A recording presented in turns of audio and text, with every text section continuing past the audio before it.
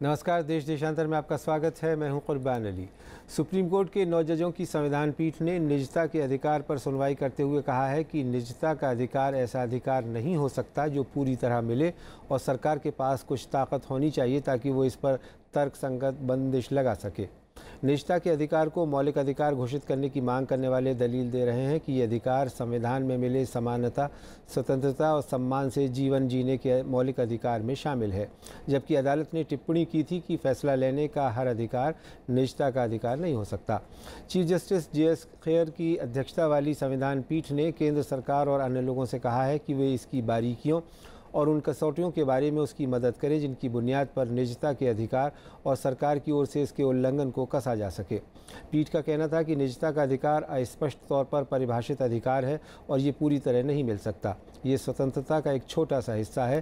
गौरतलब है कि मंगलवार को सुप्रीम कोर्ट के 5 जजों की एक संविधान पीठ ने आधार कार्ड के खिलाफ दायर याचिकाओं की सुनवाई की थी कि क्या आधार राइट टू प्राइवेसी के अधिकार का उल्लंघन करता है। बाद में इस पीठ ने इस मुकदमे को 9 सदस्यीय संविधान पीठ के पास भेज दिया। ऐसा इसलिए करना पड़ा क्योंकि 1954 में 8 जजों की बेंच ने और 1962 में 6 जजों की बेंच ये फैसला सुना चुकी है कि निजता का अधिकार नहीं होता। आधार को लेकर करीब 25 याचिकाएं सुप्रीम कोर्ट में दाखिल की गई हैं। जन कल्याणकारी योजनाओं में आधार को अनिवार्य बनाने के खिलाफ दायर याचिका पर सुप्रीम कोर्ट सुनवाई कर रहा है। 27 मार्च 2017 को सुप्रीम कोर्ट ने आधार पर एक फैसले में कहा था कि इसे सरकार की कल्याणकारी योजनाओं के लिए अनिवार्य नहीं बनाया जा सकता। हालांकि कोर्ट ने यह भी कहा कि बैंक खाते खोलने जैसी दूसरी सुविधाओं के लिए आधार को अनिवार्य करने से सरकार को रोका भी नहीं जा सकता। देश देशांतर में आज बात इसी विषय पर कि निजता का अधिकार कितना अहम है। इस चर्चा में मेरे साथ जुड़ रहे हैं doctor Gopal Krishna, supreme court के वरिष्ठ वकील KTS तुलसी और संजय हेगड़े और वरिष्ठ कानूनी पत्रकार सत्य प्रकाश। आप सभी का स्वागत है। डॉक्टर गोपाल कृष्ण, शुरुआत में आपसे क्योंकि आप लंबे अरसे से इस कैंपेन से जुड़े हैं कि आधार की ज़रूरत नहीं है, ये निजता को ख़त्म करता है और इसको नहीं होना चाहिए। आखिर क्या कारण है, क्यों आप इसके विरोध में है और क्यों सुप्रीम कोर्ट की एक संविधान पीठ को, वो भी लार्जर बेंच को, अब इस मामले में सुनवाई करनी पड़ रही है? आधार जो कि ब्रांड नेम है यूनिक आइडेंटिफिकेशन नंबर का, इस केस के अलावा जिस भी केस में भारत सरकार ने अपना एफिडेविट सुप्रीम कोर्ट में दिया है, उसमें भारत सरकार ने ऑन एफिडेविट ये कहा है कि निजता एक मूलभूत मौलिक अधिकार है। अभी मैं यहाँ आने से पहले एक जानी मानी कानूनविद है डॉक्टर उषा रामनाथन, उनसे बात पूछ रहा था कि ये क्या बात है कि हर कोर्ट ने केस में, पुराने सुब्रमण्यम स्वामी वाले केस में भी और भी जो क्रिमिनल डिफेमेशन का केस था उसमें भी भारत सरकार बार बार लगातार ये पोजीशन लेती रही है कि राइट टू प्राइवेसी एक फंडामेंटल राइट है। सिर्फ इस केस में सरकार बिल्कुल उल्टा पोजीशन ले रही है, अपने पुराने सारे चीज़ों को धत्ता बताते हुए। तो हम लोगों को ये बहुत पहले ही गुमान हो गया था कि कुछ विदेशी कंपनियों के दबाव में सरकार ऐसा कर रही है, ऐसा लगता है। और उन कंपनियों के कॉन्ट्रैक्ट एग्रीमेंट्स हमको सूचना के अधिकार के तहत मिले हैं, जिससे कि लगता है कि जैसे उसमें प्रावधान दिए गए हैं, उन प्रावधानों से लगता है कि ये शायद दबाव में हो रहा है। ठीक, KTS तुलसी साहब, आपकी क्या राय है? जिस तरह से सुप्रीम कोर्ट इस मामले की सुनवाई कर रही है, शुरुआती दौर में उसने सरकार को कहा कि इसे अनिवार्य नहीं बनाया जा सकता, मैंडेटरी नहीं किया जा सकता। अभी मंगलवार को 5 जजों की बेंच इसकी सुनवाई कर रही थी, अब 9 जजों की बेंच इस मामले की सुनवाई कर रही है। क्या राय है आपकी? देखिए, ये तो बातचीत जो होती है जजेस और वकीलों के बीच में, ये सिर्फ क्लैरिफिकेशन वगैरह लेने के लिए होती है।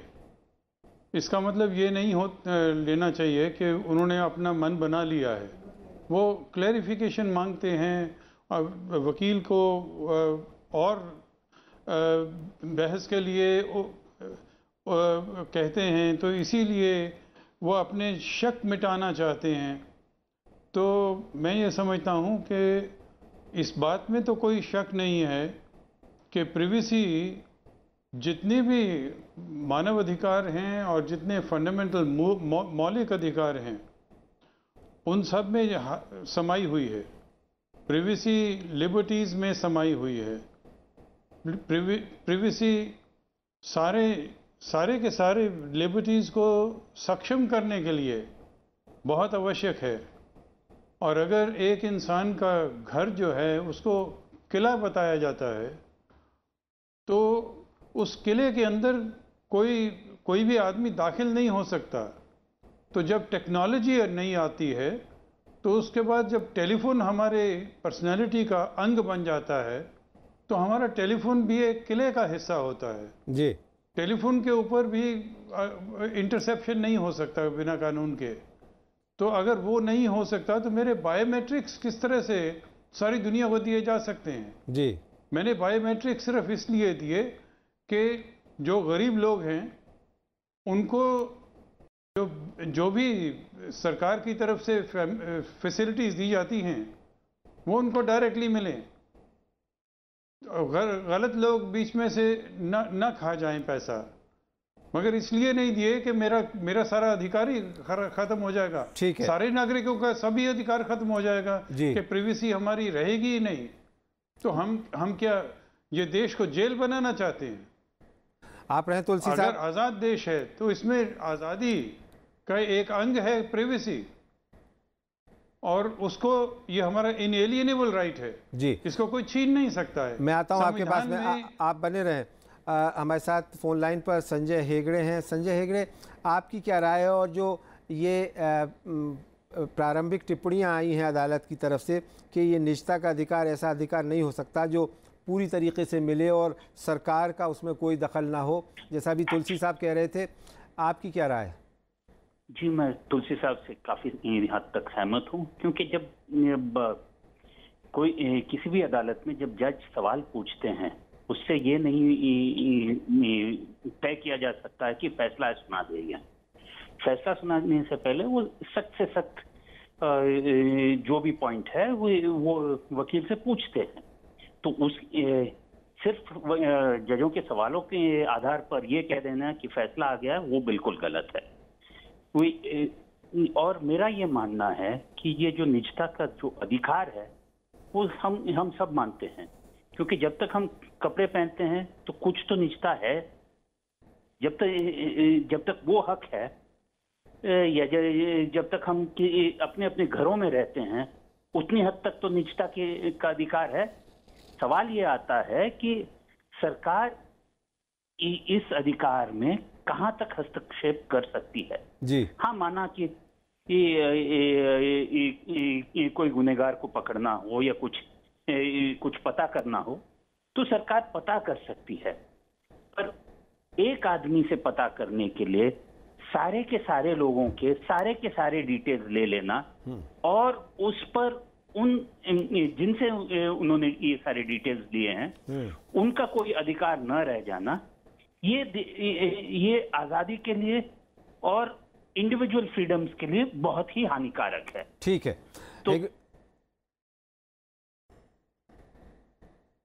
सब चीजों पर आधार कंपलसरी हो, जिसके कारण आपके बैंक अकाउंट में कितना है, आप क्रेडिट कार्ड के किस किस चीजों के लिए इस्तेमाल करते हो, आप कौन कौन से फ्लाइट पे जाते हो, आप मोबाइल फोन पे किस किस से बात करते हो, ये सारे के सारे रिकॉर्ड किसी भी बाबू या कोई सेक्रेटरी जो कोई मंत्रालय में बैठा है, ठीक है, वो बैठ के आपकी पूरी जिंदगी के जो जानपत कर सकता है।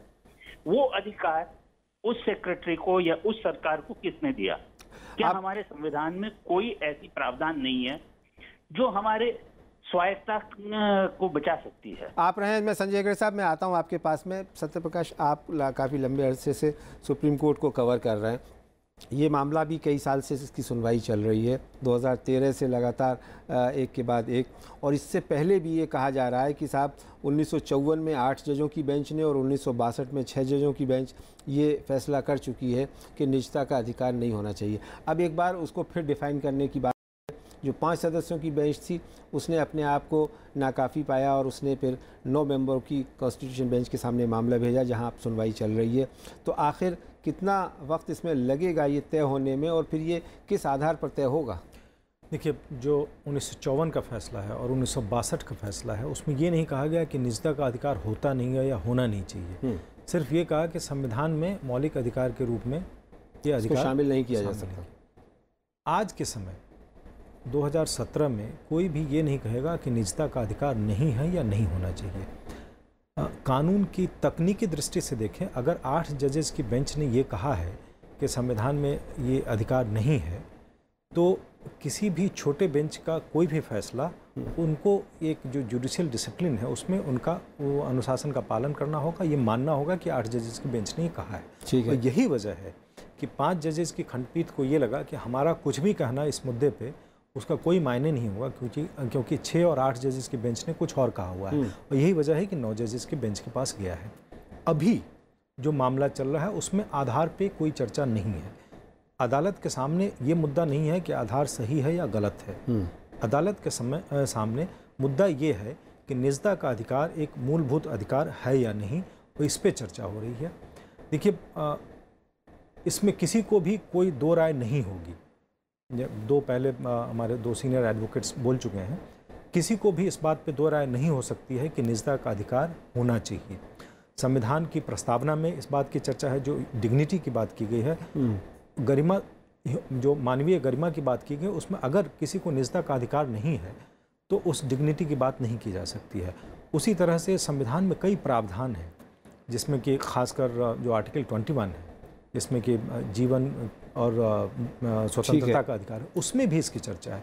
दिक्कत कहाँ पे है, जो आर्टिकल 21 है उसमें यह है कि आर्टिकल 21 भी एब्सोल्यूट नहीं है। जीने का अधिकार भी एब्सोल्यूट नहीं है, और सरकार को, स्टेट को यह अधिकार है, वो चाहे तो आपका जीने का हक भी ले सकता है। ठीक है। और वो उसमें जो रिक्वायरमेंट है वो है कि ड्यू प्रोसेस उसको फॉलो करना है।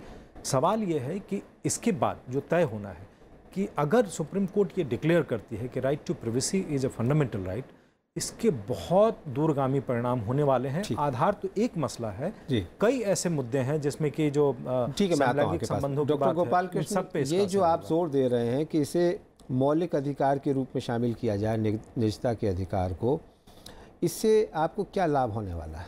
नहीं, असल में जो इस संबंध में जो व्यवस्था है, कानूनी व्यवस्था है, संवैधानिक व्यवस्था, वो ये है कि निजता का अधिकार तो है ही, और सुप्रीम कोर्ट या संविधान को उनको रिकॉग्नाइज करती है या नहीं है, ये मामला तय करना है कि आप रिकॉग्नाइज करते हैं कि नहीं।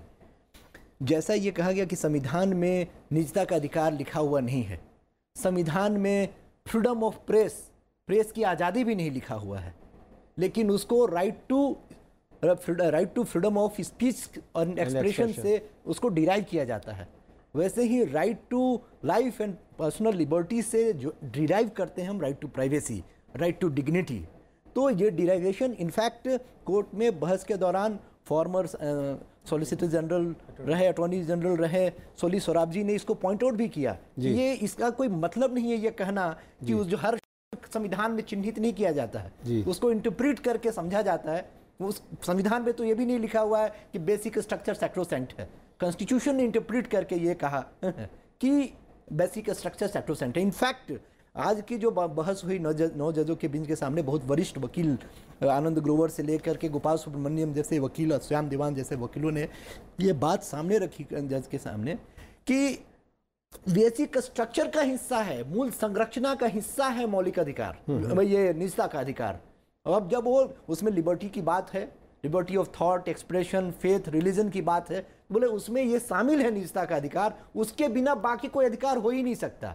तो वो आधार है जिसके आधार पर बाकी अधिकारों की हम बात कर सकते हैं। ठीक, एक छोटी सी बात मैं जी बहुत संक्षेप में। जी, जो प्रेस की आज़ादी का अधिकार की बात है वो थोड़ा सा इससे भिन्न इसलिए है कि जो संविधान सभा में चर्चा हुई थी उसमें ही डॉक्टर अंबेडकर ने ये स्पष्ट कर दिया था। चलिए, हम वो विषयांतर होगा अभी इसके बारे में। KTS तुलसी साहब, 9 सदस्यों की जो ये खंडपीठ है चीफ जस्टिस की अध्यक्षता में, उसने एक कमेंट ये भी किया है कि और केंद्र सरकार से और अन्य लोगों से कहा है कि वो इसकी बारीकियों और उन कसौटियों के बारे में जिस पे इसको कसा जा सके अदालत की मदद करें। तो इसका क्या मतलब हुआ कि क्या अदालत को खुद भी क्लैरिटी नहीं है इस मामले में और वो एक वाइडर कंसेंसस या कंसल्टेशन चाहती है इस मामले में? नहीं, इसका मतलब ये नहीं है, मतलब तो सिर्फ ये है कि इतना ये इम्पॉर्टेंट इशू है कि जो वकील पार्टीज नहीं हैं वो भी अगर कुछ कहना चाहते तो कहें, क्योंकि इसके बहुत दूरगामी नतीजे निकलेंगे। एक तो ये संविधान में अगर राइट टू लाइफ है और राइट टू लाइफ का हिस्सा है प्रिवेसी, जब लाइफ का ही मौलिक है तो रेपुटेशन कैसे हमारी राइट टू लाइफ से नहीं है? Right to live with dignity, तो privacy is part of your dignity. अगर ये होता है कि ये मौलिक अधिकार है, फिर बेसिक स्ट्रक्चर है, तो आम पार्लियामेंट का कानून इसको छीन नहीं सकता। ये अलग बात है कि इसके ऊपर रिस्ट्रिक्शन लगाई जा सकती है।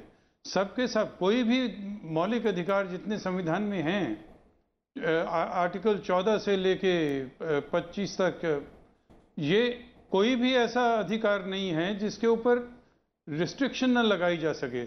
वो रीजनेबल रिस्ट्रिक्शन होनी चाहिए।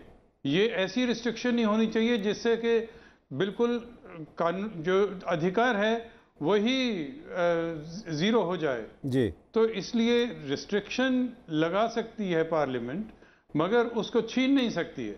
अगर छीन लेगी राइट टू लाइफ तो फिर ये बिल्कुल बेसिक स्ट्रक्चर का उल्लंघन हो जाएगा। तो इसलिए इसके बहुत दूरगामी परिणाम होंगे। और मैं समझता हूँ कि अदालत ये नहीं कि भी उनको वो समझते नहीं हैं, वो ये चाहते हैं कि जिस लोग ने इसके ऊपर कोई भी व्यू पॉइंट देना है वो आके दे सकते हैं। ठीक। और ये पहले भी किया गया है। ठीक है, मैं आता हूँ आपके पास में। पहले कई कॉन्स्टिट्यूशन बेंचेस में बेंच ये इनविटेशन दिया वकीलों को आके अपने व्यक्तित्व रखने का। ठीक है, संजय हेगड़े, आप क्या कहेंगे कि ये जो संविधान का मौलिक अधिकार बताए जाने की बात हो रही है, निजता को, राइट टू प्राइवेसी को, इसके बारे में अगर सुप्रीम कोर्ट इसको डिफ़ाइन करता है, कॉन्स्टिट्यूशनल बेंच डिफ़ाइन कर देती है, तो फिर जो बाकी चर्चा हम कर रहे थे कि आधार से जो संबंधित चीज़ें हैं या जो दूसरे और सरकार को असीमित अधिकार मिल जाते हैं, उस पर कुछ रोक लग पाएगी? बिल्कुल, क्योंकि अब तक जो भी आधार के लिए चैलेंज हुआ है उससे वो ये प्राइवेसी क्वेश्चन के साथ लिंक नहीं किया गया था, क्योंकि आधार केस में ही ये मामला बड़े बेंच के सामने गया था और 5 जजों के बेंच, और 5 जजों के बाद अभी 9 जजों की बेंच बैठी। जब ये स्थापित हो जाता है कि हमारे मूल अधिकारों में निजता का भी अधिकार है, तो सवाल फिर आ जाता है कि आधार क्या इस मूल अधिकार को भंग करता है या नहीं, और अगर भंग करता है तो किस हद तक, क्या जिस हद तक आधार के जो प्रोग्राम है वो जो चलता है वो पूरी तरह से निजता के अधिकार को भंग करता है या कम दर्जे तक, और क्या ये रीजनेबल रिस्ट्रिक्शन है या नहीं। तो जब ये साबित हो जाए 9 जजों के सामने कि निजता का अधिकार है और उसके परिभाषा अगर 9 जज लिखे तो उसके आधार पर ही पूरा बहस आगे चल सकता है, और आगे के बहस के लिए 9 जज के बेंच की कोई जरूरत नहीं है, 2 जजों के बेंच के सामने भी मामला जा सकता है। पर मूल सवाल कि निजता का मूल अधिकार इस देश में है या नहीं, वो 9 जज तय करने के बाद आगे मामला बढ़ेगा। ठीक है सत्यप्रकाश जी, अभी जैसा KTS तुलसी और संजय हेगड़े कह रहे थे, आपको क्या लगता है कि ये कॉन्स्टिट्यूशन बेंच तय कर पाएगी इस मामले को? बिल्कुल तय कर पाएगी। निजता का अधिकार है या नहीं ये इस बेंच में तय हो जाएगा। उसके बाद अलग से जो 2 या 3 जजेस की खंडपीठ इसकी सुनवाई कर रही है आधार की, उनके पास जाएगा और इस केस में जो कुछ तय किया जाएगा, जो भी जो पैरामीटर्स तय किए जाएंगे, उसके आधार पे वो आधार का जो एक्ट है उसकी वैधता की जांच करेंगे कि इसमें कहीं कुछ गलत तो नहीं है। जी देखिए, इस बात में किसी को कोई शक नहीं है कि निजता का अधिकार है आज के समय में। 1954 में या 62 में जो भी फैसला आया था, मेरा मानना है कि सुप्रीम कोर्ट उस फैसले से इतर कोई फैसला लेने वाली। दूसरी चीज़, अलग से आधार केस या बाकी कई मामले हैं जिन पे इसका असर होगा। जैसे कि मैंने पहले भी कहा कि जो समलैंगिकता का मामला है, सेक्शन 377 का, जो भारतीय दंड संहिता का, उसको भी हो सकता है इसके बाद, क्योंकि सुप्रीम कोर्ट ने कल ये टिप्पणी की थी कि अगर हम ये कहते हैं कि निजता का अधिकार है तो शायद उस केस पे इसका असर होगा। उसमें जो क्यूरेटिव पिटीशन पेंडिंग है, उसमें पिछले जो फैसले रहे हैं सुप्रीम कोर्ट के, दो जो हाई कोर्ट के फैसले को पलट दिया था, फिर रिव्यू पिटीशन में उसी फैसले को बरकरार रखा था, वो फैसला खत्म हो सकता है। इसी तरह व्हाट्सएप प्राइवेसी का एक मामला है, उस पर भी इसका असर होगा। अच्छा, बहुत संक्षेप में ये बताएं कि ये 3 लोग, हालांकि 25 याचिकाएं हैं और कई सारी पार्टियां हैं इसमें जो मुकदमे जिनकी सुनवाई हो रही है, आनंद ग्रोवर, अरविंद दतार और श्याम दीवान, इनके जो आर्ग्यूमेंट सामने आए हैं, आप रहे होंगे अदालत में, कितना आप उससे सहमत हैं? और उसके मुकाबले में जो एजी की तरफ से आर्ग्यूमेंट्स रखे गए, उसमें कितनी जान नज़र आती है? देखिए, अटॉर्नी जनरल साहब का जो आर्गूमेंट है वो अभी होना है। अभी कुछ इधर उधर की टिप्पणियां थी जो उनका आर्गूमेंट नहीं है। आर्गूमेंट उनका ट्यूसडे को होगा, अगले मेरे ख्याल से 25 तारीख को। लेकिन ये जो एडवोकेट्स जिन्होंने आर्गूमेंट किए, बहुत अच्छे आर्गूमेंट, और आज एक सजन पुवैया, उन्होंने आर्गूमेंट, उनके भी आर्गूमेंट्स बहुत अच्छे थे। आर्गूमेंट्स के लेवल पे जो कुछ भी आया है सुप्रीम कोर्ट में, बहुत ही अच्छे आर्गूमेंट्स आए हैं। और जो कॉन्स्टिट्यूशन बेंच के समय आर्गूमेंट्स होते हुए देखना, it's a wonderful thing and it's a pleasure and also an education. लेकिन जो कुछ चीज़ें जो अदालत जानना चाहती हैं, जैसे आज अदालत ने 2-3 सवाल किए। जैसे एक सवाल ये था कि क्या सरकार को ये हक है कि टेररिज्म को रोकने के लिए जो भी डेटा कलेक्ट हुआ है उसको वो ट्रैक करने के लिए किसी इंडिविजुअल को उसके लिए यूज़ कर सकती है।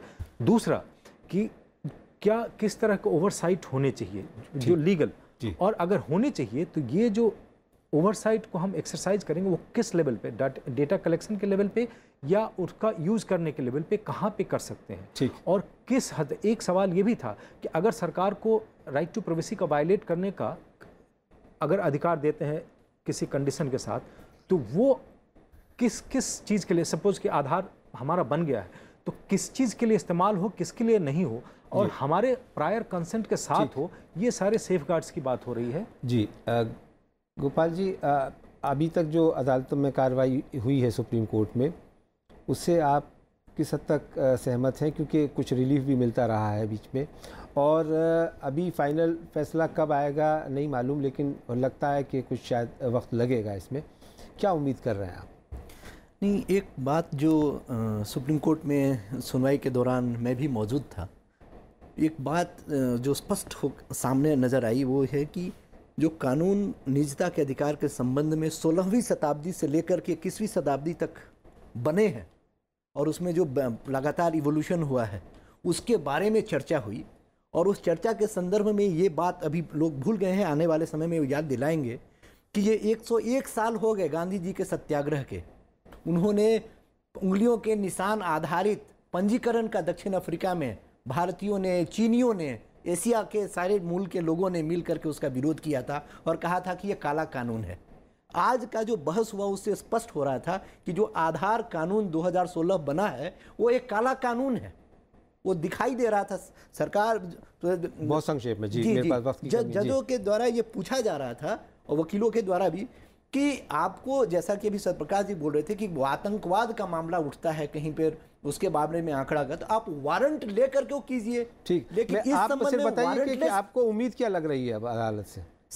अदालत पहले इन सारे चीज़ों पहलुओं को नहीं देख पा रही थी, इसलिए टुकड़े टुकड़े में रिलीफ दे रही थी। अभी उसने पूरा विस्तृत देखा है, पूरा पैनोरमा ऑफ आइडियाज़ और उसके हिस्टोरिकल डेवलपमेंट को। दूसरे देशों में भी जो फैसले आए हैं, जैसे अभी जर्मनी में जनगणना का कानून रोक दिया गया। चलिए, बहुत बहुत शुक्रिया गोपाल कृष्ण जी, सत्यप्रकाश जी, KTS तुलसी साहब और संजय हेगड़े साहब हमारे साथ इस चर्चा में जुड़ने के लिए।